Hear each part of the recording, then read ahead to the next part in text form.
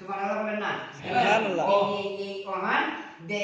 এই যে কইছে যে কাকে বলে শুনে আইছি যে বাটা বাসপাড়া শুনে আইছি মাঝেটার মাঝে যে কারোর সাথে বেদনি করা যাবে না, কারোর সাথে চিৎকার করা যাবে না, কারোর সাথে বায়ে দ্বন্দ্ব করা যাবে না, বাই ঘরে যখন এই মন্দ করা যাবে না,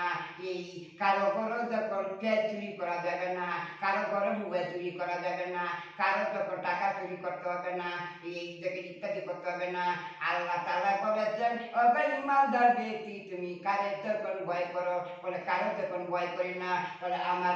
আল্লাহ তুমি দেখো নেই করে দেখি নাই বলে না দেখে এদের যখন বিশ্বাস করা সুবহান।